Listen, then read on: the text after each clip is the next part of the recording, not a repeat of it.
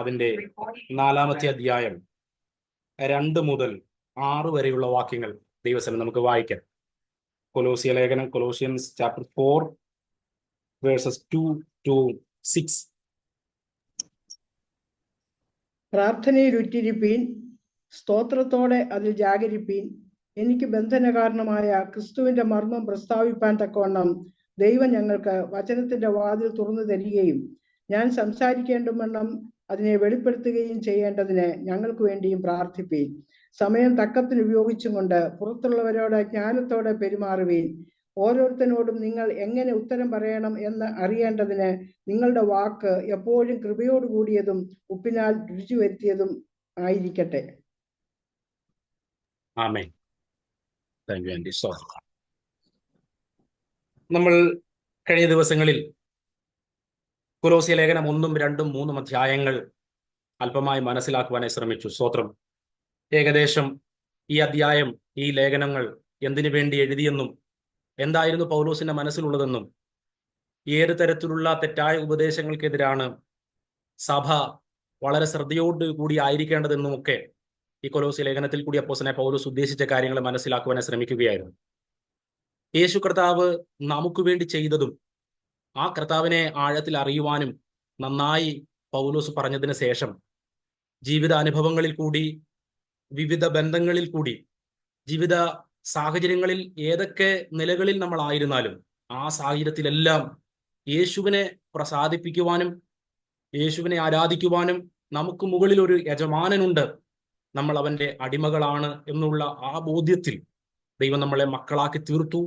എന്നാൽ നമ്മൾ സത്യത്തിൽ കർത്താവ് നമ്മളോട് കരുണ ചെയ്യുന്നില്ലെങ്കിൽ, കർത്താവ് നമ്മളെ അവന്റെ രക്തത്താൽ വീണ്ടെടുക്കുന്നില്ലെങ്കിൽ നമ്മൾ വെറും അടിമകളെക്കാൾ സാധാരണ തുല്യരാണ് എന്ന് മനസ്സിലാക്കിക്കൊണ്ട് കർത്താവിനെ പ്രസാദിപ്പിക്കുവാൻ ജീവിതത്തിന്റെ ഓരോ സാഹചര്യങ്ങളും മനുഷ്യർ പ്രസാദിച്ചോ അല്ലെങ്കിൽ ഇവർക്കും നമ്മൾ എന്തു ചെയ്തു എന്നുള്ളതിനേക്കാൾ ഉപരിയായി എൻ്റെ കർത്താവിനെ, എന്നെ ജീവൻ തന്ന് സ്നേഹിച്ച കർത്താവിനെ എനിക്ക് അത്രമാത്രമേ പ്രസാദിപ്പിക്കാൻ പറ്റിയുള്ളല്ലോ എന്നുള്ള ഒരു ബോധ്യത്തിൽ കുറച്ചുകൂടി കർത്താവിനെ പ്രസാദിപ്പിക്കുവാനായി നമുക്ക് സൗജന്യമായി തന്ന രക്ഷയോർത്ത് ദൈവത്തിന്റെ സന്നിധിയിൽ എന്ത് ചെയ്താലും നമുക്ക് മതിയാകത്തില്ലെന്നുള്ള സത്യം മനസ്സിലാക്കി കർത്താവിനെ സേവിക്കുവാൻ, കർത്താവിനെ പ്രസാദിപ്പിക്കുവാൻ ദൈവം നമ്മളെ ഇടയാക്കട്ടെ. സ്തോത്രം. 2-ാമത്തെ വാക്യം, 4-ാം അധ്യായത്തിന് 2-ാമത്തെ വാക്യം നമ്മൾ കഴിഞ്ഞ ദിവസങ്ങളിൽ അല്പമായി ചിന്തിക്കുവാനിടയായിത്തീർന്നു. പ്രാർത്ഥനയെ പറ്റി, അതിൽ ഉറ്റിരിക്കേണ്ടതിനെ പറ്റിയും സ്തോത്രത്തോടെ ജാഗരിക്കേണ്ടതിനെ പറ്റിയും ദൈവസന്നിധിയിൽ അന്ന് ഞാൻ നിങ്ങളോട് പറഞ്ഞതായിരുന്നു. സ്തോത്രം.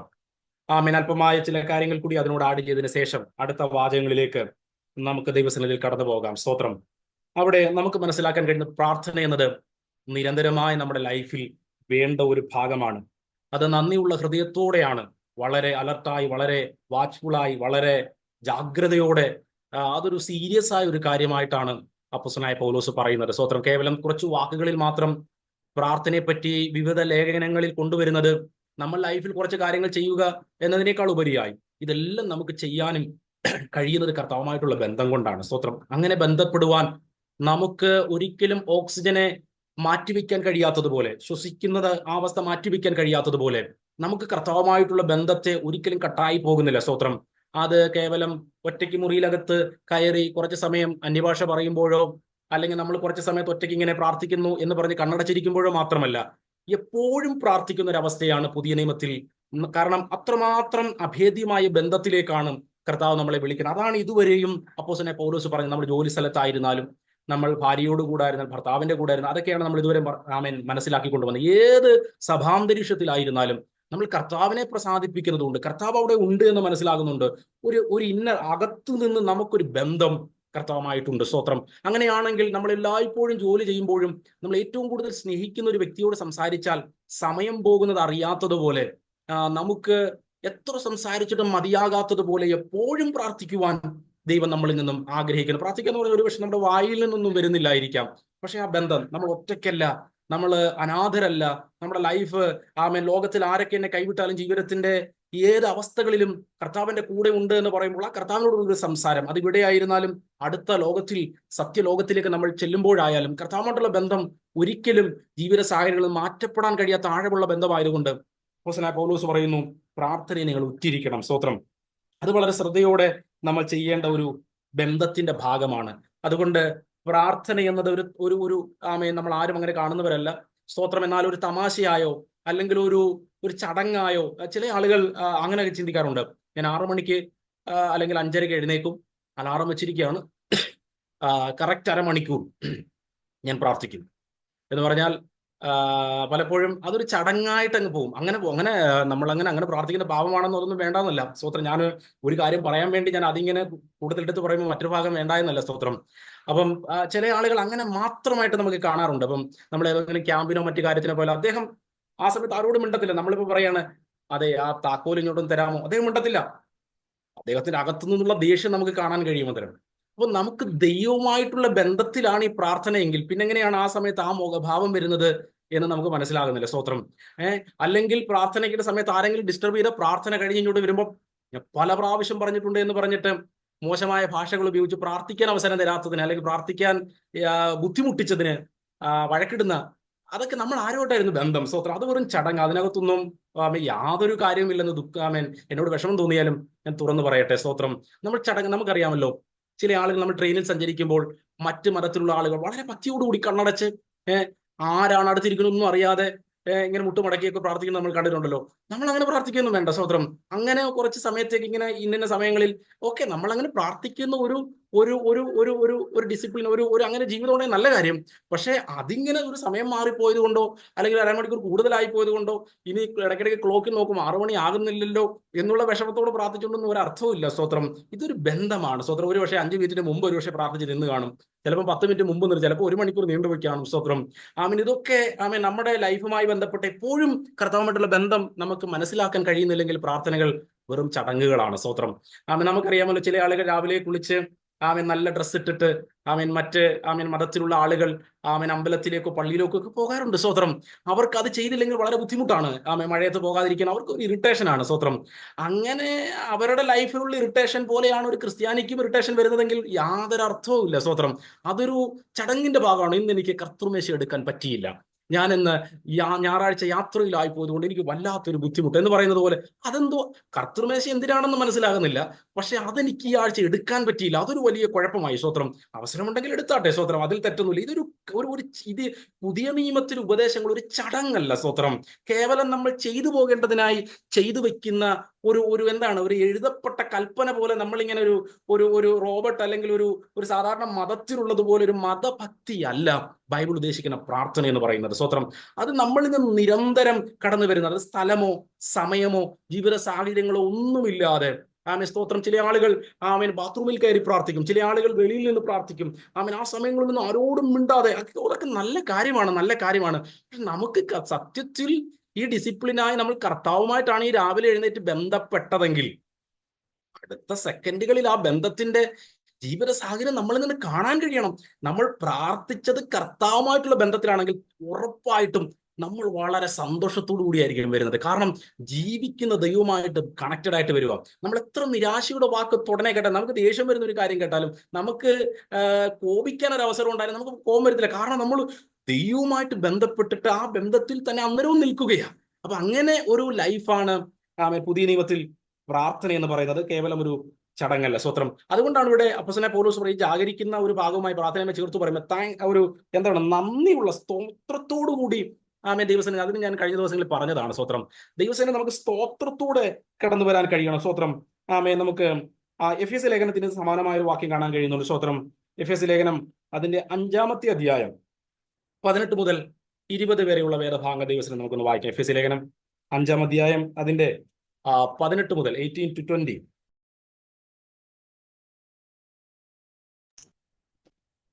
വീഞ്ഞു കുടിച്ച് മത്തരാകരുത്, അതിനാൽ ദുർനടപ്പുണ്ടാകുമല്ലോ. ആത്മാവ് നിറഞ്ഞവരായി സങ്കീർത്തനങ്ങളാലും സ്തുതികളാലും ആത്മീയ ഗീതങ്ങളാലും തമ്മിൽ സംസാരിച്ചും നിങ്ങളുടെ ഹൃദയത്തിൽ കർത്താവിന് പാടിയും കീർത്തനം ചെയ്തും നമ്മുടെ കർത്താവായ യേശുക്രിസ്തുവിന്റെ നാമത്തിൽ ദൈവവും പിതാവുമായവന് എല്ലായ്പ്പോഴും എല്ലാറ്റിനും വേണ്ടിയും സ്തോത്രം ചെയ്തുകൊള്ളുവീൻ. ക്രിസ്തുവിന്റെ ഭയത്തിൽ അന്യോന്യം കീഴ്പ്പെട്ടിരിപ്പീൻ. ആമേൻ. എല്ലാറ്റിനും സ്തോത്രം ചെയ്യാൻ. അങ്ങനെയാണ് നമുക്ക് എപ്പോഴെങ്കിലും പ്രാർത്ഥിക്കാതിരിക്കാൻ പറ്റുമോ? ദൈവസന്നിധിയിൽ നമ്മൾ ലൈഫിൽ ഏറ്റവും കഠിനമായി പോകുമ്പോഴും വളരെ സ്മൂത്തായി നമ്മൾ വിചാരിക്കാത്ത രീതിയിൽ വളരെ സന്തോഷകരമായിട്ട് പോകുമ്പോഴും എല്ലായ്പ്പോഴും സ്തോത്രം ചെയ്തോളാൻ. അപ്പൊ അതിലേക്കാണ് നമ്മൾ വരാൻ പോകുന്നത്. അതിന്റെ ഒരു ഇൻട്രൊഡക്ഷൻ ആയിട്ട് പറഞ്ഞാൽ, ജീവിതത്തിന്റെ ഏത് സാഹചര്യങ്ങളും ഒരു ദൈവവേദനെ സംബന്ധിച്ചിടത്തോളം രക്ഷിക്കപ്പെട്ട ഒരു ദൈവവേദൽ കർത്താവിന്റെ മകനും മകളുമായി തീർന്നത് കൊണ്ട് ദൈവം അറിയാതെയല്ല.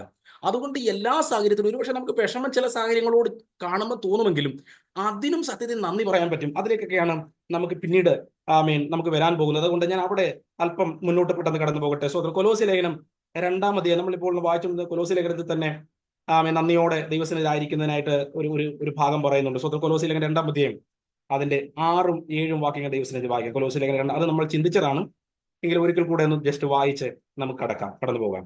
ആകയാൽ നിങ്ങൾ കർത്താവായ ക്രിസ്തുയേശുവിനെ കൈക്കൊണ്ടതുപോലെ അവന്റെ കൂട്ടായ്മയിൽ നടപ്പിൻ. അവനിൽ വേരൂന്നിയും ആത്മീയ വർധനവ് പ്രാപിച്ചും നിങ്ങൾക്ക് ഉപദേശിച്ചു തന്നതിന് ഒത്തവണ്ണം വിശ്വാസത്താൽ ഉറച്ചും സ്തോത്രത്തിൽ കവിഞ്ഞും ഇരിപ്പിൻ. സ്തോത്രത്തിൽ കവിഞ്ഞും ഇരിപ്പിൻ എന്ന് പറഞ്ഞാൽ ഇത് അകത്തു നിന്ന് വരുവാ. കർത്താവുമായിട്ട് ആഴത്തിൽ ബന്ധത്തിലേക്ക് പോകുമ്പോൾ അകത്ത് നിന്ന് ഓട്ടോമാറ്റിക്കായിട്ട് സ്തോത്രം വരുന്നു, അല്ലെ? അതാണ് അവിടെ പറയുന്നത്. ഇത് അകത്തു നിന്ന് വരുന്ന ഒരു പ്രാർത്ഥനയാകണം. നമ്മുടെ സ്തോത്രത്തോടെ കർത്താവേ നീ എന്നെ രക്ഷിച്ചല്ലോ. അതാണ് ഞാൻ കഴിഞ്ഞ ക്ലാസ്സിൽ പറഞ്ഞത്.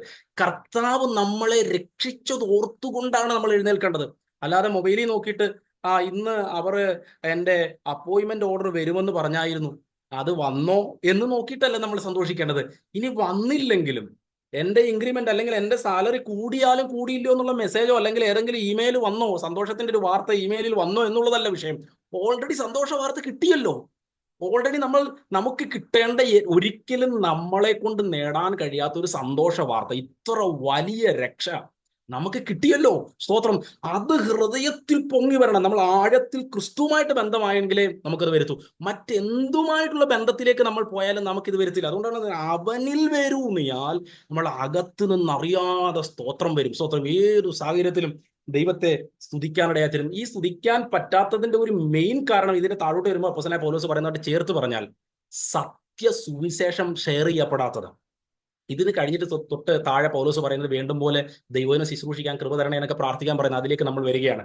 സത്യ സുവിശേഷം പ്രസംഗിക്കപ്പെടാത്തത് കൊണ്ടാണ് ഒരു പരിധി വരെ പലപ്പോഴും ദൈവത്തെ സ്തുതിക്കാൻ നമുക്ക് പറ്റാത്തത്. കാരണം നമ്മളെന്നല്ല, ഒരുപക്ഷെ നമ്മളിൽ പലർക്കും അങ്ങനെയുള്ള സാഹചര്യത്തിലായിരിക്കത്തില്ല. നല്ല സഭകളിൽ അല്ലെങ്കിൽ യഥാർത്ഥമായ ദൈവനെ ചിന്തിക്കുന്ന സഭകളിലായിരിക്കാം ആളുകൾ. എന്നാലും എത്ര നല്ല സഭകളെന്ന് പറഞ്ഞാലും ഇന്നത്തെ കാലത്ത് മോഹങ്ങൾ അല്ലെങ്കിൽ എന്താണ്, ഈ ലോകത്തെക്കുറിച്ചുള്ള കൊതി കൂട്ടുന്ന രണ്ട് ദൂത് എന്ന് പറയുമ്പോൾ നമ്മുടെ സാധാരണ പെന്തിക്കോസ് ഭാഷയിൽ പറഞ്ഞാണ്, ഒരു ദൂത് കേൾക്കാതെ മകനെ ഇത്രാം മാസത്തിൽ ഇത്രാം നാളിൽ നമ്മുടെ ലൈഫിലേക്ക് ഒരു നന്മ വരുന്നുണ്ട്, നിന്ദിക്കപ്പെട്ട അങ്ങനെ ഒരു ദൂത് നമ്മുടെ ലൈഫിൽ കേട്ടില്ലെങ്കിൽ നമുക്കൊരു സന്തോഷമില്ലാത്തതുപോലെ, അങ്ങനെ മാത്രമേ നമുക്ക് ദൈവത്തെ നന്ദി, കർത്താവേ സ്തോത്രം, കർത്താവ് ഇന്ന് എന്നോട് സംസാരിച്ചു, ദൈവത്തിന്റെ ആത്മാവ് പാസ്റ്ററെ ഉപയോഗിക്കുകയായിരുന്നു എന്ന് പറഞ്ഞിട്ട് നമ്മൾ സ്തോത്രം.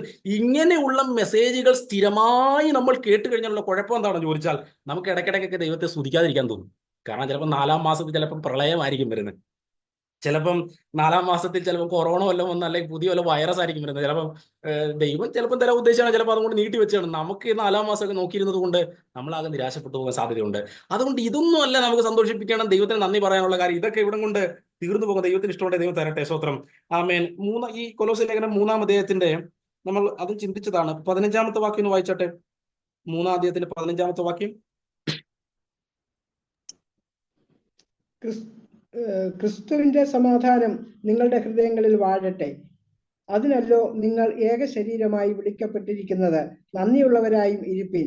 സങ്കീർത്തനങ്ങളാലും സ്തുതികളാലും ആത്മീയ ഗീതങ്ങളാലും തമ്മിൽ പഠിപ്പിച്ചും ബുദ്ധി ഉപദേശിച്ചും നന്ദിയോടെ നിങ്ങളുടെ ഹൃദയങ്ങളിൽ ദൈവത്തിന് പാടിയും, ഇങ്ങനെ ക്രിസ്തുവിന്റെ വചനം ഐശ്വര്യമായി സകല ജ്ഞാനത്തോടും കൂടെ നിങ്ങളിൽ വസിക്കട്ടെ. വാക്കിനാലോ ക്രിയയാലോ എന്ത് ചെയ്താലും സകലവും കർത്താവായ യേശുവിന്റെ നാമത്തിൽ ചെയ്തും അവൻ മുഖാന്തരം പിതാവായ ദൈവത്തിന് സ്തോത്രം പറഞ്ഞും കൊണ്ടിരിപ്പീൻ. ആമേൻ. അവിടെയും പറയുന്നുണ്ട്, കർത്താവിന്റെ സമാധാനം നമ്മളിൽ വസിച്ചാൽ. കർത്താവിന്റെ സമാധാനം എന്താ? ഇപ്പൊ ഞാൻ പറഞ്ഞതാണ്, നമ്മളും കർത്താവുമായിട്ട് ബന്ധമായി. കർത്താവ് നമ്മളെ പാപത്ത് വിടുവിച്ചു. ഇനി നമ്മൾ മരിച്ചാലും നമ്മൾ ജീവിക്കും. ഇനി നമ്മൾക്ക് ഈ ലോകത്തിൽ തകർന്ന്, ഈ ലോകത്തിൽ ഏതെങ്കിലും സാഹചര്യത്തിൽ നമ്മൾ വേദനിച്ചാലും നമ്മുടെ ശരീരം രൂപാന്തരപ്പെടും. നമ്മൾ കർത്താവിനോടുകൂടി സന്തോഷിക്കും. നമ്മൾ തീർന്നു പോകുന്നില്ല. ഈ ദിവസങ്ങൾ നമ്മൾ ചിന്തിക്കുന്നത് പോലെ അങ്ങനെയുള്ള പ്രത്യാശ, കർത്താവുമായിട്ടുള്ള സമാധാനം നമുക്ക് വന്നു കഴിഞ്ഞാൽ ഓട്ടോമാറ്റിക്കായിട്ട് നമ്മൾ ദൈവത്തെ സ്തുതിച്ചോളും. അത് വരാത്തത് കൊണ്ടാണ് സ്തുതിക്കാൻ പറ്റാത്തത്. അല്ലെങ്കിൽ നമുക്ക് അത് കിട്ടിയത് ഇതുവരെ മനസ്സിലായിട്ടില്ല. നമ്മൾ അത് സെറ്റിലാകുന്നു ഇത് സെറ്റിലാകുന്നു നോക്കിയിരിക്കുന്നത് കൊണ്ടാണ് ദൈവത്തെ നമുക്ക് സ്തുതിക്കാൻ കഴിയാത്തത്. യഥാർത്ഥത്തിൽ ദൈവവുമായി സമാധാനം വന്നെങ്കിൽ ഓട്ടോമാറ്റിക്കായിട്ട് സ്തോത്രം വരും. രാവിലെ എഴുന്നേൽക്കുമ്പോൾ കർത്താവേ സ്തോത്രം, നീ എന്നെ രക്ഷിച്ചതിനായി സ്തോത്രം. നമുക്കറിയാം പല ഭക്തന്മാരും നമ്മുടെ മുന്നിൽ ചിരിക്കുന്നതോ അല്ലെങ്കിൽ നമ്മുടെ മുന്നിൽ സന്തോഷത്തോടെ സംസാരിക്കുന്നതോ അവർക്ക് വലിയ സന്തോഷ വാർത്ത ഉള്ളതുകൊണ്ടൊന്നുമല്ല. ചിലപ്പോൾ ഒരു കൂട്ടം ദുഃഖത്തിന്റെ കഥകൾ അവർക്ക് അവരുടെ ലൈഫിൽ പറയാനുണ്ട്. പക്ഷെ ആ ലൈഫിൽ നിന്നുകൊണ്ടും ദൈവസന്നിധിയിൽ സന്തോഷത്തോടെ കാര്യങ്ങൾ സംസാരിക്കുന്നതും ശുശ്രൂഷിക്കുന്നതും അല്ലെങ്കിൽ ഒരു ദൈവദാസി സന്തോഷത്തോടെ ഒരു സാക്ഷ്യം പറയുന്നതിന്റെ കാരണം കർത്താവ് രക്ഷിച്ചത് ആ ദുഃഖത്തിന്റെ മുകളിലായതുകൊണ്ടാണ്. സ്തോത്രം. എന്താണ് നമുക്ക് മനസ്സിലാകേണ്ട ഒരു സത്യമുണ്ട്. നമ്മളെ രക്ഷിച്ച, നമ്മൾ മരിക്കാൻ, ഞാനിത് പലപ്പോഴും കൊലോസ്യ ലേഖനത്തിൽ പറഞ്ഞു, നമ്മൾ മരിക്കേണ്ട സ്ഥലത്ത് ഒരു മനുഷ്യൻ നമ്മളെ രക്ഷിച്ചാൽ ആ മനുഷ്യനെ കുറിച്ച് ഓർക്കുമ്പോൾ അല്ലെങ്കിൽ നമ്മൾ ആ മനുഷ്യനെ കാണുമ്പോൾ നമ്മൾ നന്ദിയുള്ള ഹൃദയത്തോടല്ല ആ മനുഷ്യനെ കാണത്തുള്ളൂ. നമ്മളെ മരിച്ചു പോകേണ്ട നമ്മളെ രക്ഷിച്ച ഒരു മനുഷ്യന്റെ മുന്നിൽ നമ്മൾ വർഷങ്ങൾക്ക് ശേഷം കണ്ടാലും അല്ലെങ്കിൽ ഇന്ന് കണ്ടാലും ആ മനുഷ്യന്റെ മുന്നിൽ ചെന്ന് നിൽക്കുമ്പോൾ നമ്മുടെ മനസ്സിലെന്തോ, നന്ദി എന്ന് നമ്മൾ താങ്ക്സ് എന്നൊന്നും എപ്പോഴും പറഞ്ഞില്ല, അകം മുഴുവൻ നന്ദിയാ. അന്ന് അദ്ദേഹം ചോക്ലേറ്റ് കൊണ്ടുവന്നോന്നോ ഐസ്ക്രീം മേടിച്ച് തന്നോന്നോ അല്ലെങ്കിൽ 10 രൂപ തന്നോന്നോ ഒന്നുമുള്ള വിഷയമല്ല. എനിക്ക് ഈ മനുഷ്യനാണ് എന്നെ രക്ഷിച്ചത്. ആ മനുഷ്യനെ കാണുമ്പം അറിയാതെ നമ്മുടെ അകത്തു നിന്നും ഒരു ഒരു ഒരു ഒരു ഒരു എന്താണ് നന്ദി വരികയാണ്. നമുക്ക് കർത്താവ് നമുക്ക് ചെയ്ത ആ സത്യത്തെ നമുക്ക് മനസ്സിലായാൽ കർത്താവിന്റെ സന്നിധിയിൽ നന്ദിയോടെ അല്ലാതെ പ്രാർത്ഥിക്കാൻ പറ്റത്തില്ല. നന്ദിയോടെ അല്ലാതെ ദൈവത്തിന്റെ സന്നിധിയിൽ നമുക്ക് കടന്നു വരാൻ കഴിയത്തില്ല. കാരണം ദൈവം നമ്മളെ വിടിവിച്ചതോർത്താൽ, ദൈവം നമ്മളെ രക്ഷിച്ചതോർത്താൽ ദൈവസന്നിധിയിൽ നമുക്ക് നന്ദിയുള്ള ഹൃദയത്തോടെ വരികയല്ലാതെ നമുക്ക് മറ്റ് ഒരു കാര്യമില്ല. സ്തോത്രം. ഞാൻ മുമ്പേ പറഞ്ഞതുപോലെ പിന്നെയും അത് ഒന്നുകൂടെ പറഞ്ഞു കൊള്ളട്ടെ. നമ്മുടെ ഏറ്റവും വലിയ കാര്യം, ഇതിന് തടസ്സമെന്ന് പറയുന്നത് ഇന്നത്തെ സഭായോഗങ്ങൾ. ഞാനിത് പലപ്പോഴും പറഞ്ഞിട്ടുള്ളതാണ്. ഇത് പിന്നെയും പറയുന്നത് പറയാതിരിക്കാൻ നിവൃത്തിയില്ലാത്തത് കൊണ്ടാണ്. സ്തോത്രം. പലപ്പോഴും ദൈവത്തെ സ്തുതിക്കാൻ പലർക്കും കഴിയാത്ത എന്താണെന്ന് അറിയാം. പാസ്റ്റർ എന്നോട് പറയുകയാണ്, നമ്മുടെ ഇന്ന ചായന്റെ ഇന്ന മകൾ UK അല്ലെങ്കിൽ ഏതാണ് നമ്മൾ ഇഷ്ടപ്പെടുന്ന ഒരു രാജ്യം, ഏറ്റവും മനോഹരമായ ഒരു രാജ്യം നിങ്ങൾ മനസ്സിൽ ചിന്തിച്ചോ? സ്തോത്രം. ഞാൻ ഏതെങ്കിലും ഒരു രാജ്യം പറയുന്നു, അമേരിക്കയിൽ സ്തോത്രം ഇന്ന രാജ്യത്ത് അച്ചായന്റെ മോക്ക് പോകാൻ ദൈവം സഹായിച്ചു. കാരണം അച്ചായൻ നല്ല സാമ്പത്തികവും ഇവിടെ കാര്യങ്ങളൊക്കെ ചെയ്ത് ഇനിയും ചെയ്യണം. അപ്പൊ പാസ്റ്റർക്ക് ഇടയ്ക്കിടയ്ക്ക് ഇച്ചിരി ഉയർത്തി പറഞ്ഞേ പറ്റൂ. അപ്പം കാര്യങ്ങൾ അച്ചായന്റെ മകൾ ദൈവത്തിനായി സ്തോത്രം ചെയ്യാം, ദൈവം സഹായിക്കട്ടെ, അയർലൻഡിലെ ആ നല്ല ജോലിക്കായിട്ട് ദൈവത്തെ സ്തുതിക്കട്ടെ എന്ന് പറയുമ്പോൾ കുറച്ച് നാളുകളായിട്ട് കൂലിപ്പണി ചെയ്തിട്ട് അവിടെ നിന്ന് സാലറി കിട്ടാതെ അവിടെ പാരപ്പെട്ടിരിക്കുന്ന മൂലക്കിരിക്കുന്ന വേറെ ആളുണ്ട്. ചിലപ്പോൾ അത് ആരോടും പറയുന്നില്ല. ആ മനുഷ്യൻ എങ്ങനെ ദൈവത്തെ സ്തുതിക്കാനാ? നമ്മൾ പറയാണ്, കഴിഞ്ഞ ഒരാഴ്ച കാലം ഞാൻ ബ്ലഡ് ടെസ്റ്റിന് പോയപ്പോൾ എനിക്ക് ഉണ്ടായിരുന്ന ഒരു രോഗവുമില്ല, കൊളസ്ട്രോൾ നോർമൽ ആണെന്നും ഷുഗർ നോർമൽ ആണെന്നും ഒക്കെയുള്ള റിപ്പോർട്ട് വന്നു. എന്റെ ദൈവം എന്നെ അത്ഭുതകരമായി സൗഖ്യമാക്കി എന്ന് പറയുമ്പം കൊളസ്ട്രോൾ ഹൈ ആയി, ഭയങ്കരമായി 500-600 ഒക്കെ ഷുഗറായി. കഴിഞ്ഞ ദിവസം ടെസ്റ്റ് ചെയ്തിട്ട് അവിടെ വന്നിരിക്കുന്ന ആളുകളുണ്ട്. സ്വത്രം. അവർക്കെങ്ങാണ് അത് ഓർത്ത് ദൈവത്തെ സ്തുതിക്കാൻ വകയുണ്ടോ? സ്വത്രം. നമ്മൾ കേൾക്കുന്ന വീടുകളെയും നമ്മൾ ഈ സഭാരാധനകൾ ഉയർത്തി കാണിക്കുന്ന ഈ തരത്തിലുള്ള കാര്യങ്ങളെയും ഒക്കെ നമുക്കോർത്താൽ നമുക്ക് എങ്ങനെയാണ് ദൈവത്തെ സ്തുതിക്കാൻ കഴിയും? ഇന്നത്തെ പല സഭായോഗങ്ങളിൽ കർത്താവിനെ ഉയർത്തേണ്ടതിന് പകരം ചില ആളുകളുടെ മക്കളെയാണ് ഉയർത്തുന്നത്. ഞാൻ ദുഃഖത്തോടെയാണ് പറയുന്നത്, ദുഃഖത്തോടെ. അങ്ങനെ ഉയർത്താതിരിക്കാൻ പറ്റുന്നില്ല. എൻ്റെ മകളെ പറ്റി ഇന്ന് പാസ്റ്റർ നന്നായിട്ടൊന്നും പറഞ്ഞില്ല. എൻ്റെ മകനെ പറ്റി പാട്ട് പാടിയിട്ട് അല്ലെങ്കിൽ ഒന്ന് നല്ലതായിട്ട് ബൈബിൾ വായിച്ചിട്ടൊന്ന് സപ്പോർട്ട്. ചിലപ്പോൾ പാസ്റ്റർ പെട്ടെന്ന് പറഞ്ഞു പോയ വഴി അതൊക്കെ പറയേണ്ടതാണ്, പക്ഷെ പറയാൻ വിട്ടുപോയി. ഉടനെ അതൊരു വലിയ വിഷയമായിട്ട് എടുത്തിട്ട് നമ്മളതൊന്ന് വിഷയമാക്കുകയാണ്. പാസ്റ്റർ ആ കൊച്ചിന്റെ മോളെ കുറിച്ച് ഇതിപ്പോ നമ്മളിപ്പോ പറയും, എന്തിനാ പാസ്റ്റർ ഇപ്പൊ ബൈബിൾ ക്ലാസ്സിലൊക്കെ പറയുന്നത്? എത്ര ബൈബിൾ ക്ലാസ് കേട്ടാലും ചിലതൊന്നും നമ്മുടെ മനസ്സിൽ നിന്ന് പോകത്തില്ല. സ്വത്രം. നമ്മൾ മനുഷ്യരല്ലേ, നമ്മൾ അല്പമായ പ്രശംസയൊക്കെ ആഗ്രഹിക്കുന്നവരാണ്. സ്വത്രം. അതുകൊണ്ട് ഞാൻ നിങ്ങളോട് പറയട്ടെ, ഇതൊന്നും വല്ല സഭായോഗത്തിൽ ഉയർത്തപ്പെടേണ്ടത്. നമുക്ക് നാളെ ഒരു നല്ല ജോലി കിട്ടിയതോ, നമ്മുടെ കുഞ്ഞൊരു നല്ല, ചില ആളുകളുണ്ട്, എന്റെ കുഞ്ഞിന് റാങ്ക് ലഭിച്ചു, ആ കുഞ്ഞിന് റാങ്ക്, ഉടനെ സഭാരാധനയ്ക്ക് ഇടയ്ക്ക് ചിലർ മുട്ടായി കൊടുക്കാൻ വരും. പിന്നെ അതിങ്ങനെ പ്രസംഗത്തിൽ മുഴുവൻ ആ റാങ്കിന്റെ കഥകൾ. നമുക്ക് ആ കൊച്ചിന് റാങ്ക് കിട്ടിയതാണ് ഏറ്റവും വലിയ കാര്യം. ആ കൊച്ചു, ഞാൻ മുമ്പേ പറഞ്ഞതുപോലെ, നിത്യതയ്ക്ക് അവകാശിയായെങ്കിൽ റാങ്കിന് അപ്പുറത്ത് ആ കൊച്ചിനെ പറഞ്ഞു ഉയർത്തിയാട്ടെ. സ്തോത്രം. യേശുവിനെ ഉയർത്താനുള്ള സ്ഥലമാണ് പ്രാർത്ഥന. ആത്മീക കൂട്ടായ്മ എന്ന് പറഞ്ഞാൽ 2 മണിക്കൂറോ 3 മണിക്കൂറോ അല്ലെങ്കിൽ 4 മണിക്കൂറോ ഒക്കെ മാത്രമാണ്. അല്ലെങ്കിൽ ആഴ്ചയിൽ കോട്ടേജ് മീറ്റിംഗ് 1 മണിക്കൂറൊക്കെയാണ്. ആ സമയത്ത് ആ വീട്ടിലെ ആളുകളെയും ഈ മനുഷ്യന്റെ ആളുകളെ പാസ്റ്ററുടെ അന്ന് പോയ വണ്ടി എടുത്ത കഥയും അല്ലെങ്കിൽ ആ കഥ ഈ കഥയൊക്കെ പാസ്റ്റർക്ക് ഉണ്ടായ ആ നന്മകളും ഒക്കെ കേൾക്കാനുള്ള സമയമാണെങ്കിൽ എവിടെയാണ് ക്രൂശിക്കപ്പെട്ട ക്രിസ്തുവിനെ നമുക്ക് നന്ദി പറയാൻ പറ്റുന്നത്? എല്ലാവരുടെ ലോകത്തിന്റെ ഈ കഥകളൊക്കെ കേട്ടാൽ ഇത് കിട്ടാത്ത അനേകം മനുഷ്യരാ അവിടെ കേൾക്കുന്നുണ്ട്. സ്വത്രം. എന്നാൽ എല്ലാവർക്കും ഒരുപോലെ ദൈവത്തെ സ്തുതിക്കാനിടയായി തീർന്നത് ക്രൂശിക്കപ്പെട്ട ക്രിസ്തുവിനെ ഉയർത്തുന്ന സ്ഥലങ്ങളായി നമ്മുടെ സ്ഥലങ്ങൾ തീരട്ടെ. നമ്മുടെ മക്കളുടെ താലന്തുകളെ എടുത്തു കാണിക്കുന്ന സ്ഥലമല്ല. ഒരുപക്ഷെ നമ്മുടെ താലന്തുകൾ വിനിയോഗിക്കപ്പെടുന്നുണ്ടായിരിക്കാം. പക്ഷെ അതൊക്കെ ഉപയോഗിക്കപ്പെടുമ്പോഴും ആ താലന്തുകളിൽ കൂടി ക്രൂശിക്കപ്പെട്ട ക്രിസ്തു മാത്രം മുന്നിൽ നിൽക്കട്ടെ. നമ്മുടെ ഒരു പ്രസംഗം തോറ്റുപോയാലും കുഴപ്പമില്ല, നമ്മുടെ ഒരു പാട്ട് തെറ്റിപ്പോയാലും കുഴപ്പമില്ല, നമുക്ക് നന്നായിട്ട് പെർഫോം ചെയ്യാൻ പറ്റിയില്ലെങ്കിലും കുഴപ്പമില്ല. ഇന്ന് പെർഫോമൻസുകളെ കാലങ്ങളാണ്. സ്വത്രം.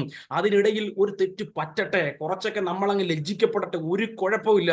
ക്രിസ്തു നമ്മളിൽ കൂടി നമ്മൾ മറഞ്ഞിരുന്ന് ഉയർത്തപ്പെടട്ടെ. സ്വത്രം. കാരണം നമ്മളാരും ഒന്നുമല്ല, സകല മാനത്തിനും മഹത്വത്തിനും യോഗ്യൻ ക്രൂശിക്കപ്പെട്ട ക്രിസ്തു മാത്രമാണ്. സ്വത്രം. അതുകൊണ്ട് ക്രിസ്തുവിന്റെ സന്നിധി നന്ദിയോടെ വരണമെങ്കിൽ നമുക്കറിയാമല്ലോ, ഏകമനുഷ്യനാൽ പാപവും, സ്തോത്രം, പാപത്താൽ മരണവും വന്നു എന്ന് പറയുന്നു. സ്തോത്രം. കൊരിന്ത്യർ ലേഖനം 15-ാം അധ്യായത്തിൽ ഇങ്ങനെ പറയുന്നു, അതേപോലെ സ്ത്രീയുടെ സന്തതി വന്നു, ആ മനുഷ്യനാൽ ജീവൻ വന്നു, പുനരുത്ഥാനം വന്നു.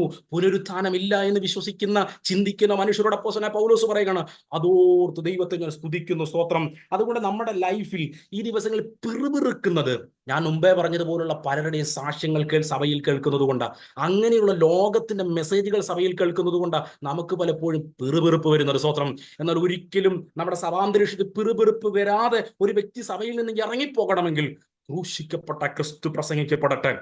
നമ്മുടെ ഈ ലേഖനങ്ങളിലെല്ലാം ഉടനീളം എടുത്ത് നോക്കിക്കൂ, പൗലോസ് യേശുവിനെ ഉയർത്തുന്നു. തൻ്റെ ലൈഫ് എടുത്ത് കാണിക്കുമ്പോഴും പൗലോസിന്റെ മൊത്തത്തിലുള്ള ഉപദേശം ക്രൂശിക്കപ്പെട്ട ക്രിസ്തുവിന്റെ മുന്നിൽ ഞാൻ മറഞ്ഞിരിക്കുന്നു. തന്നെ കുറിച്ച് ഒത്തിരി എഴുതിയ കൊരിന്ത്യ ലേഖനത്തിൽ ഉൾപ്പെടെ അപ്പോസ്തലനായ പൗലോസ് പറയുകയാണ്, ക്രൂശിക്കപ്പെട്ട ക്രിസ്തുവിനെ മാത്രമല്ലാതെ ഒന്നും അറിയാത്തവനായി ഞാൻ നിങ്ങളുടെ മുന്നിലിരുന്നു. സ്തോത്രം. അതുകൊണ്ട് ക്രൂശിക്കപ്പെട്ട ക്രിസ്തുവിനെ മാത്രം ഉയർത്താൻ ഞാനത് ഒന്നുകൂടി പറയുന്നത്, നിങ്ങളുടെ അകത്തേക്ക് അത് കിടക്കുവാൻ വേണ്ടിയാ. നിങ്ങൾക്കൊരു സഭയിൽ ഒരു സാക്ഷ്യത്തിന് വേണ്ടി ഒരു 5 മിനിറ്റ് സമയം പാസ്റ്റർ തന്നു. ഓക്കെ, നിങ്ങളുടെ കുഞ്ഞിനൊരു നല്ല ഭാവി ഉണ്ടായത് പറയാൻ പാസ്റ്റർ അവസരം തന്നതായിരിക്കാം. പറഞ്ഞാട്ടെ. അത് പറഞ്ഞു തുടങ്ങിയിട്ട് 1 മിനിറ്റ് കൊണ്ട് നിർത്തിയാട്ടെ. അത് ബാക്കി 4 മിനിറ്റ്, 5 മിനിറ്റ് പാസ് തന്നെങ്കിൽ ബാക്കി 4 മിനിറ്റ് ആ കുഞ്ഞ് കർത്താവിൽ നിൽക്കണമെന്നും, ഇതൊന്നുമല്ല ഇതിനേക്കാൾ വലുത് എന്റെ കുഞ്ഞ് കൃപയിൽ കാണണമെന്നുള്ള അതിനെ ഉയർത്തി സംസാരിച്ച് നിർത്തിയാട്ടെ. മറ്റുള്ള ജോലി ലഭിക്കാത്ത കുഞ്ഞുങ്ങളും കൂടെ കർത്താവിനെ ഒന്ന് സ്തുതിക്കാനിടയാകട്ടെ. നമ്മളുടെ വാക്കുകൾ മറ്റൊരാളെ ദൈവത്തിന് സ്തുതിക്കാൻ, അല്ലെങ്കിൽ പുതിയതായി കടന്നു വരുന്ന ദൈവമക്കളെ ദൈവത്തോട് സ്തുതിക്കാതിരിക്കത്തക്ക രീതിയിലുള്ള സമയങ്ങളോ നമ്മളുടെ ഉയർച്ചകൾ പറയുന്ന സ്ഥലങ്ങളോ ആയിത്തീരാതെ യേശുവിനെ മാത്രം ഉയർത്തുവാൻ, അവൻ മാത്രം ഉയർച്ചയ്ക്ക് യോഗ്യനെന്ന് പറയുവാൻ, ഉറക്കെ പറയുവാൻ ദൈവം നമ്മളെ ഒരുമിച്ച് ഇടയാക്കട്ടെ. അതുകൊണ്ട് നമ്മുടെ ലൈഫിൽ കർത്താവിനെ എപ്പോഴും ഉയർത്തിക്കൊണ്ട് ജീവിക്കുവാൻ ദൈവം നമ്മളെ ഒരുമിച്ച് സഹായിക്കട്ടെ. സ്തോത്രം. ഞാൻ വിശ്വസിക്കുന്നു നിങ്ങളോളം ഈ പ്രാർത്ഥന വാചകങ്ങളും ഈ വിഷയങ്ങളും എത്തിക്കാണുമെന്ന് ഞാൻ പൂർണ്ണമായിട്ട് വിശ്വസിക്കുകയാണ്. സ്തോത്രം. പ്രാർത്ഥന എന്ന് പറയുന്നത് നന്ദിയുള്ള ഹൃദയത്തോടെയാണ്. അങ്ങനെ നന്ദിയുള്ള ഹൃദയത്തോടെ സ്തുതിക്കണമെങ്കിൽ നമ്മൾ പലപ്പോഴും, ചില ആളുകൾ രാവിലെ എഴുന്നേറ്റ് വരുമ്പോഴേ പിറുപിറുത്തുകൊണ്ടാണ് വരുന്നത്. അവർ രാവിലെ എഴുന്നേറ്റപ്പോൾ ഓർത്തത്, ഇല്ല കാര്യം നടന്നില്ലല്ലോ. അപ്പൊ രാവിലെ എഴുന്നേറ്റപ്പോൾ ചിലപ്പോൾ പെട്ടെന്ന് ഓർത്തില്ല, 5 മിനിറ്റ് കഴിഞ്ഞപ്പോൾ ഓർത്ത്, ശരിയാ. എഴുന്നേറ്റപ്പോൾ ചിലപ്പോൾ സന്തോഷത്തോടെ എഴുന്നേറ്റു, 10 മിനിറ്റ് കഴിഞ്ഞപ്പോൾ ഓർത്ത്, ഇന്നലെ നമ്മൾ ആ പറഞ്ഞ കാര്യം നടന്നില്ലല്ലോ, എനിക്ക് ആ പൈസ കൂടിയില്ലല്ലോ. പിന്നെ ഒരു 10 മിനിറ്റ് കൊണ്ട് നമ്മൾ വെളിയിലിറങ്ങി, അല്ലെങ്കിൽ മൊബൈൽ എടുക്കാനും മറ്റെന്തെങ്കിലും കാര്യം ചെയ്തുള്ള ഓർമ്മ വന്നത്, ഇന്നലെ ആ മനുഷ്യനെ ചീത്ത വിളിച്ചായിരുന്നല്ലോ, ആ ബോസ് അല്ലെങ്കിൽ ആ വ്യക്തി എന്നെ കളിയാക്കിയായിരുന്നല്ലോ, ഓർമ്മ വന്നു. ഉടനെ പിറുപിറുത്തോണ്ട് വരുന്നതിന്റെ കാരണം എന്താണെന്ന് അറിയാമോ? ഞാനിപ്പോ പറഞ്ഞതുപോലെയാ, നമുക്ക് ഈ ലോകത്തിലെ കാര്യങ്ങളെ മാത്രം പ്രസാദിപ്പിച്ചുകൊണ്ട് ഓർത്തുകൊണ്ട് ദൈവസന്നിധിയിൽ കടന്നു വരുന്നുണ്ട്. എന്നാൽ ക്രൂശിൽ കൂടി ദൈവം നമുക്ക് തന്ന രക്ഷയെ ഓർത്തുകൊണ്ട് എഴുന്നേറ്റ് വന്നാൽ ഏത് കഠിനമായ തുപ്പലേൽപ്പിക്കപ്പെടുന്ന സമയത്തും ദൈവത്തെ സ്തുതിച്ചുകൊണ്ട് ഇരിക്കാൻ കഴിയും. അല്ലെങ്കിൽ ഞാൻ കഴിഞ്ഞ ദിവസങ്ങളിൽ പറഞ്ഞതുപോലെ ഇസ്രായേൽ ജനത്തെ പോലെ ചോറ് കിട്ടിയില്ല, ഇറച്ചി കിട്ടിയില്ല, അല്ലെങ്കിൽ വെള്ളം കിട്ടിയില്ല, എന്നൊക്കെ പറഞ്ഞ് പിറുപിറുത്തോണ്ടിരിക്കും. അവസാനം നമ്മുടെ ലൈഫ് വളരെ ദുഃഖത്തിലേക്ക്, കർത്താവിനുള്ള ആശ്രയത്തിൽ നിന്ന് പൂർണ്ണമായി മാറി അവസാനം കർത്താവിന് തന്നെ നമ്മളൊരു ബുദ്ധിമുട്ടായി, കർത്താവിന്റെ നാമത്തിന് നിന്ദയായി തീരും. അതുകൊണ്ട് നന്ദിയുള്ളവരായി തീരണമെങ്കിൽ കർത്താവ് നമുക്കെല്ലാവർക്കും തന്നെ ആ ക്രൂശിന്റെ സ്നേഹത്തെ ഓർത്തുകൊണ്ട് ഇതുവരെയുള്ള ഈ ലേഖനത്തിലെ സത്യങ്ങളെ മനസ്സിലാക്കി മുന്നോട്ട് പോകുവാൻ ദൈവം നമ്മളെ സഹായിക്കട്ടെ. പ്രാർത്ഥനയിൽ ഉറ്റിരിപ്പിൻ. സ്തോത്രത്തോടെ അതിൽ ജാഗരിപ്പീൻ എന്ന് പറഞ്ഞ ഈ വേദഭാഗങ്ങൾ ഈ 2 ദിവസത്തെ ഇപ്പം വരെയുള്ള ചിന്തകളിൽ നിന്നും മനസ്സിലായി എന്ന് ഞാൻ വിശ്വസിക്കുകയാണ്. സ്തോത്രം. എപ്പോഴും നിലനിൽക്കുന്ന പ്രാർത്ഥനാനുഭവങ്ങൾക്കായി ദൈവം നമ്മളെ ഇടയാക്കട്ടെ. സ്തോത്രം. 3-ാമത്തെ വാക്യവും 4-ാമത്തെ വാക്യവും ദൈവസന്നിധി നമുക്ക് ഒരിക്കൽ കൂടെ വായിക്കാം. സ്തോത്രം. എനിക്ക് ബന്ധന കാരണമായ ക്രിസ്തുവിന്റെ മർമ്മം പ്രസ്താവിപ്പാൻ തക്കവണ്ണം ദൈവം ഞങ്ങൾക്ക് വചനത്തിന്റെ വാതിൽ തുറന്നു തരികയും ഞാൻ സംസാരിക്കേണ്ടുമെണ്ണം അതിനെ വെളിപ്പെടുത്തുകയും ചെയ്യേണ്ടതിന് ഞങ്ങൾക്ക് വേണ്ടിയും പ്രാർത്ഥിപ്പീൻ. ആമേൻ. അപ്പോസ്തലനായ പൗലോസ് അവർ പ്രാർത്ഥിക്കണം എന്ന് പറഞ്ഞതിന് ശേഷം ഒരു പ്രാർത്ഥനാ വിഷയം കൊടുക്കുകയാണ്. എന്താണ് പ്രാർത്ഥനാ വിഷയം? ഞങ്ങൾക്ക് വേണ്ടി പ്രാർത്ഥിക്കണം. അപ്പൊ അതിൽ നിന്ന് നമുക്ക് നന്നായിട്ട് അറിയാം, അപ്പോസ്തലനായ പൗലോസ് ഈ ലേഖനത്തിൽ തന്നെ 1-ാം അധ്യായത്തിന്റെ 3-ലും 3-ാം വാക്യത്തിലും 4-ാം വാക്യത്തിലും നമുക്ക് കാണാൻ കഴിയുന്നുണ്ട്. 3-ാം വാക്യം 4-ാം വാക്യം ഒന്ന് വായിച്ചാട്ടെ. സുവിശേഷത്തിന്റെ സത്യവചനത്തിൽ നിങ്ങൾ മുമ്പ് കേട്ടതായി സ്വർഗത്തിൽ നിങ്ങൾക്ക് സംഗ്രഹിച്ചിരിക്കുന്ന പ്രത്യാശ നിമിത്തം ക്രിസ്തുയേശുവിൽ നിങ്ങളുടെ വിശ്വാസത്തെയും സകല വിശുദ്ധന്മാരോടും നിങ്ങൾക്കുള്ള സ്നേഹത്തെയും കുറിച്ച് ഞങ്ങൾ കേട്ടിട്ട് നിങ്ങൾക്ക് വേണ്ടി പ്രാർത്ഥിക്കയിൽ എപ്പോഴും നമ്മുടെ കർത്താവായ യേശുക്രിസ്തുവിന്റെ പിതാവായ ദൈവത്തിന് സ്തോത്രം ചെയ്യുന്നു. ആമേൻ. 1-ാം അധ്യായത്തിന്റെ 9-ാം വാക്യം കൂടെ ദൈവസന്നിധിയിൽ വായിച്ചാൽ. അതുകൊണ്ട് ഞങ്ങൾ അത് കേട്ട നാൾ മുതൽ നിങ്ങൾക്ക് വേണ്ടി ഇടവിടാതെ പ്രാർത്ഥിക്കുന്നു. ആമേൻ. ഇതിന്റെ അവസാന 4-ാം അധ്യായത്തിന്റെ അവസാന ഭാഗത്തും എപ്പഫ്രാസിന്റെ പ്രാർത്ഥനയെ കുറിച്ച് പറയുന്നുണ്ട്. അപ്പൊ പൗലോസ് സഭയ്ക്ക് വേണ്ടി പ്രാർത്ഥിച്ചു. അതിന്റെ അർത്ഥം പൗലോസ് പറയുന്നത്, ഇനി ഞാൻ നിങ്ങൾക്ക് വേണ്ടി പ്രാർത്ഥിക്കാൻ വേണ്ടി വിളിക്കപ്പെട്ട ഒരാളാണ്, ഞാൻ നിങ്ങൾക്ക് വേണ്ടി കസേരയിൽ നിന്ന് പ്രാർത്ഥിക്കാം. ഓക്കെ, ഞാൻ പ്രാർത്ഥിക്കുന്ന ഒരു മനുഷ്യനാണ്. നമ്മൾ പലപ്പോഴും കേൾക്കുന്നത് പോലെ പ്രാർത്ഥനയ്ക്കായിട്ട് ആക്കി വെച്ചിരിക്കുന്നതാണ്. എനിക്ക് സമയമൊന്നും ഇല്ലാത്തത് കൊണ്ട് അദ്ദേഹം പ്രാർത്ഥിക്കട്ടെ. പൗലോസ് പ്രാർത്ഥിക്കുന്നുണ്ടല്ലോ, നല്ല കാര്യം, ഇനിയും പ്രാർത്ഥിച്ചാട്ടെ, ഞങ്ങളുടെ പാസ്റ്ററല്ലേ പ്രാർത്ഥിക്കണം. അങ്ങനെയാണോ പാസ്റ്റർ എന്താണ് പറയുന്നത്? അല്ലെങ്കിൽ